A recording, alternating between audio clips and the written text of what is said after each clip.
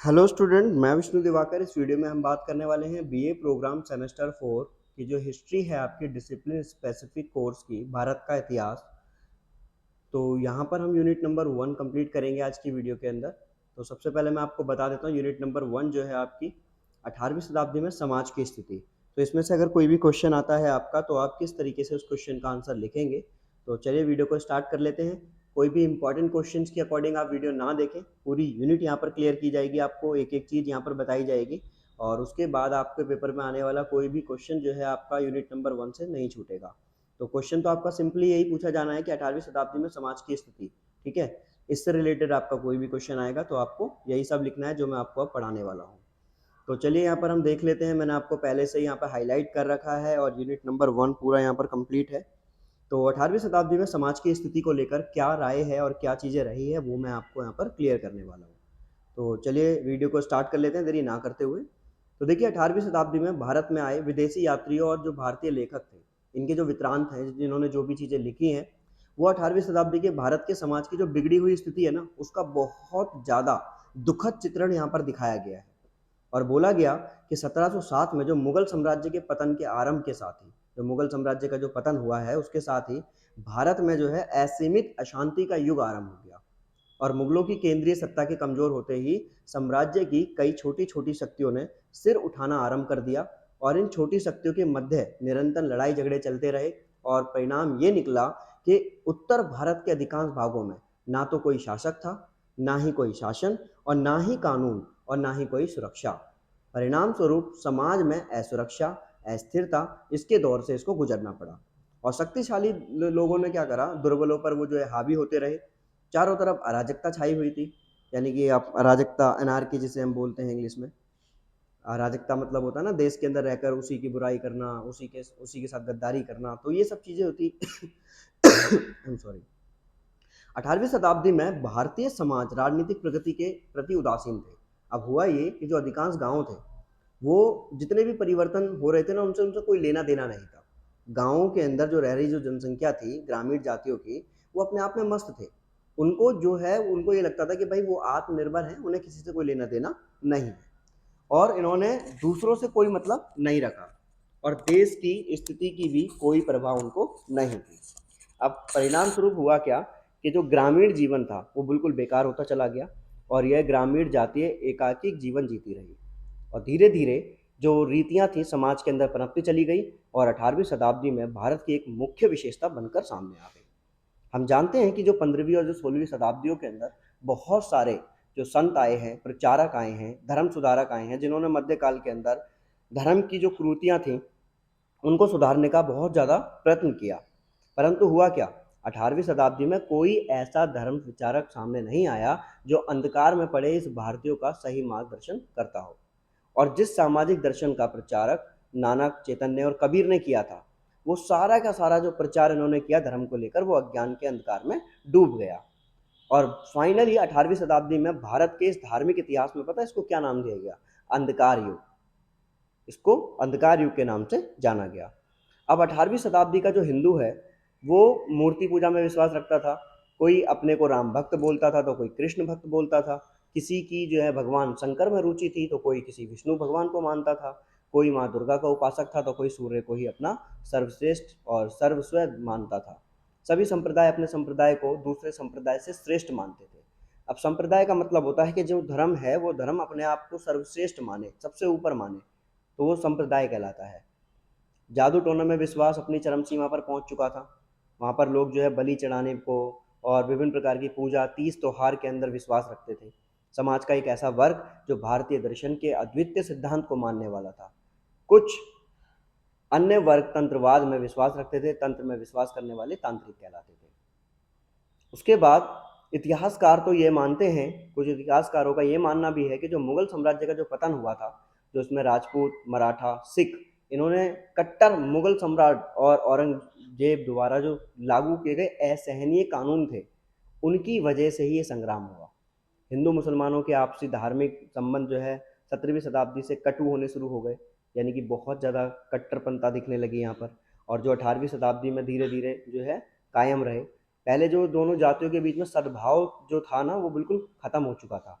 अकबर और दारा शिकोह जैसे जो उदार मुसलमान थे, जो उस समय में भी हिंदुओं के शास्त्रों और दर्शनों को सहारते थे, वो बोलते थे कि हाँ भाई ये चीज़ें थी, तो अब मुस्लिम शासकों के मन में धार्मिक कट्टरता छाई हुई थी।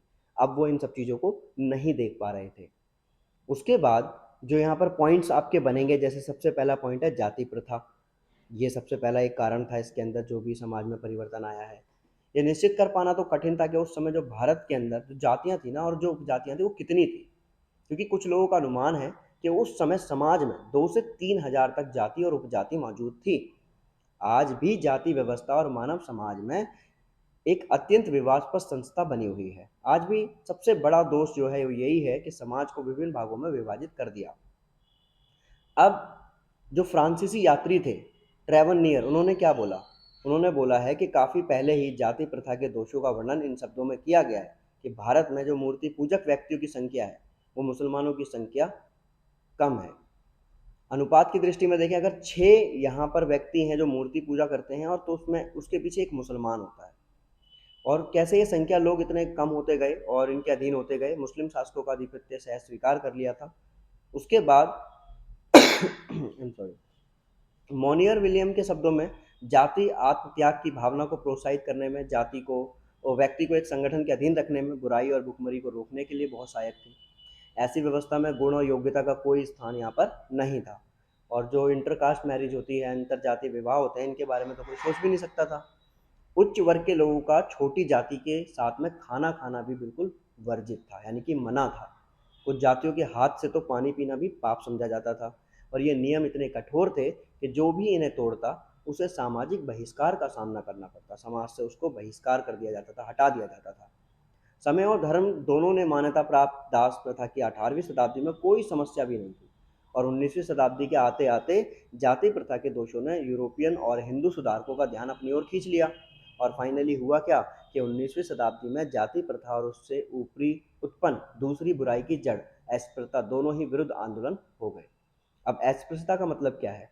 तो देखो, अनटचेबिलिटी के बारे में आपने सुना होगा कि सामाजिक असमानता का स्पष्ट उदाहरण है कि अस्पृश्यता का एक अभिशाप है। अस्पृश्य वर्ग के लोग जीवन की सामान्य सुविधाओं से वंचित थे। पूजा स्थान पर नहीं जा सकते, सार्वजनिक स्थानों पर नहीं जा सकते।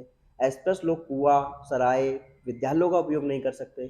उच्च जातियों के लिए बनी गई चीज़ें थी, इनके लिए इनमें जो है अस्पृश्य लोगों को कोई भी इसमें मान्यता और कोई भी किसी प्रकार की जो है अनुमति नहीं थी। 18वीं शताब्दी में अस्पृश्यता अपनी पराकाष्ठता पर थी, और आगे चलकर पाश्चात्य विचारों के प्रभाव और धर्म सुधार आंदोलन के परिणामस्वरूप जाति प्रथा की कट्टरता में तो कुछ कमी आई, लेकिन अछूतों की स्थिति में कोई परिवर्तन नहीं आ पाया। उसके बाद में नारी का जो समाज में स्थान था, तो देखो, नारी वर्ड जो है मैं आपको बताऊं कि स्टार्टिंग से ही एक दयनीय स्थिति रही है हमेशा, और पुरुष प्रधान समाज रहा तो उसमें जो है हमेशा पुरुषों के अधीन रही है, उनको पुरुषों के अधीन समझा जाता रहा। इस कारण उनका शारीरिक और मानसिक शोषण हुआ। भारत के बहुत सारे भागों में हिंदू और मुसलमान दोनों में ही प्रथा प्रथा चलती रही, और ये एक रिवाज बन गया। और ये प्रथा प्रथा भारत में फैलती अव्यवस्था और असुरक्षा के कारण भी और ज़्यादा कठोर हो गई। पुराने समय में जो भारतीय नारी जिस स्वतंत्रता और सम्मान की अधिकारिणी थी, उसकी तो अब कल्पना भी नहीं की जा सकती। मुस्लिम काल के आरंभ से ही नारियों के प्रति असहिष्णुता की भावना बढ़ती चली गई। लड़कियों की शिक्षा के लिए कोई व्यवस्था नहीं थी। साधारणतः जो भारतीय महिलाएं थी वो अनपढ़ और गंवार थी।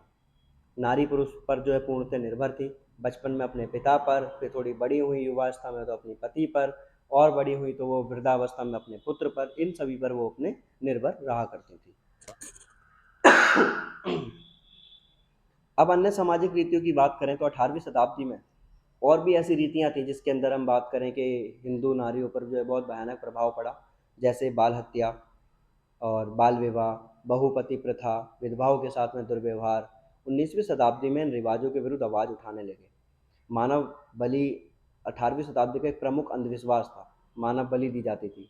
बोला जाता था कि जो प्रथा है वो हिंदू जातियों के अंदर बहुत विशिष्ट अवसरों पर प्रचलित थी। इसमें माँ काली को मानव रक्त दिया जाता था, सिर काट कर दिया जाता था। एक मानव बलि काली माँ को संतुष्ट करने के लिए चढ़ाई जाती थी। आत्महत्या जो था वो मानव बलि का दूसरा नाम था। कुछ परिस्थितियों में बीमारी से बचने के लिए लोग क्या करते थे, भगवान के नाम पर नदी में डूब जाते थे। कुछ परिस्थितियों के अंदर जो है वो अपने शरीर को ही काट पीट देते थे। कहीं कहीं पर जो है वो अपनी स्थितियों में इतना ज़्यादा वो हो जाते थे कि माता पिता अपने विशेष परिस्थितियों के अंदर ये प्रण लेते थे कि वो अपनी पहली संतान गंगा मैया को भेंट देंगे। और आत्म पीड़ा के लिए वो क्या करते थे, मैं कहीं कहीं पर अपनी जीव को, कहीं अपने हाथों को नुकीली सुलाखों से जो है वो छेद देते थे, मतलब वो उसको जीभ के आर पार कर दिया उन्होंने सलाखें लेकर, है ना। तो ऐसी स्थितियां उस समय चला करती थी। फिर वाणिज्य और उद्योग की बात करें तो 17वीं और 18वीं शताब्दी के दौरान विदेशी व्यापारी कंपनियां क्षेत्राधिकार बढ़ाने लगी। धीरे धीरे इन लोगों ने आकर जो है पूरा कब्जा कर लिया। आगे पता चलेगा देखो आपको कि भारत में जो ब्रिटिश साम्राज्यवाद था, तो भारतीय आर्थिक विकास का जो मार्ग था ना वो अवरुद्ध हो गया। भारत का फलता फूलता उद्योग जानबूझकर नष्ट किया गया और भारत में 18वीं शताब्दी में संसार का एक प्रमुख निर्यातक करने वाला देश अब पूर्णतः कृषि पर निर्भर था। जो भारत सबको पहले सब चीज़ें पहुंचा रहा है, अब वही भारत सिर्फ कृषि पर ही निर्भर है। और अपने शासनकाल के आरंभ काल में ईस्ट इंडिया कंपनी ने भारत की आंतरिक और बाहरी व्यापार द्वारा अपार धन प्राप्त कर लिया। कंपनी ने भारत के तटवर्ती व्यापार पर अपना पूर्ण अधिकार जमाया और आंतरिक व्यापार जैसे नमक, पान, अफीम आदि पर भी अपना पूर्ण नियंत्रण रख लिया। अब भारत में कंपनी के बढ़ते हुए उद्योग के बारे में भी यदि हम कुछ कहना चाहें तो देखो निश्चयात्मक रूप से ये कहा जा सकता है कि जैसा मिल ने भारत के इतिहास में कहा है, उन्होंने कहा कि देश के साधनों की भारी लूट थी। ईस्ट इंडिया कंपनी जो आई है इसने क्या करा, पूरे भारत को ही खगोल दिया, सब कुछ लूट डाला। शिक्षा और संस्कृति की बात करें तो जाति प्रथा के कारण अधिकांश लोग शिक्षा से वंचित थे, परंतु उच्च जातियों के लिए शिक्षा के दरवाजे हमेशा खुले हुए थे। छोटी जातियों के लिए शिक्षा का कोई भी मोल नहीं था। बाकी आप सब इन सब चीज़ों से पहले ही जो है अवगत हैं कि किस तरीके से शिक्षा का जो है दर जो था वो जाति और धर्म के आधार पर जो है ऊपर नीचे होता रहा है। ब्राह्मण जाति के बालकों के लिए हिंदू शास्त्रों का पढ़ना समझना ये सब बहुत ज़रूरी था और बाकी सभी जातियों को इनसे वंचित रखा जाता था। पाठशालाओं में शिक्षकों को शिष्य की किसी भी गलती पर किसी भी तरह की सजा देने का पूर्ण अधिकार हुआ करता था। शिक्षक शिष्य के मन में डंडे और मार के कारण दहशत पैदा कर सकते थे और बताया जाता था कि उस समय अनावश्यक रूप से माता पिता इस पर कोई ऐतराज़ नहीं जताएंगे। और आजकल ऐसा नहीं है, अगर आजकल कोई शिक्षक जो है वो किसी शिष्य को डांट देता है तो पेरेंट्स उसकी कंप्लेंट लेकर आ जाते हैं। तो ये सब चीज़ें जो है पहले नहीं हुआ करती थी। उच्च शिक्षा के लिए तोल या मदरसे बनाए गए थे। तोल में संस्कृत शिक्षा और मदरसे के अंदर अरबी और फारसी पढ़ाई जाती थी। तो आई होप आपको जो है ये पूरी वीडियो समझ में आई होगी। यूनिट नंबर 1, जैसे ही राजनीतिक स्थिरता आई और पारस्परिक सांस्कृतिक जीवन उभरने लगा, पर इस बीच जीवन के बहुत से क्षेत्रों में पाश्चात्य प्रभाव दिखाई पड़ने लगे और 19वीं शताब्दी में कला और संस्कृत के क्षेत्र में भारतीय और पश्चिमी पद्धति एक दूसरे के समीप आई और कालांतर में स्वदेशीय व्यवस्था में यह पाश्चात्य प्रभाव सम्माहित हो गया।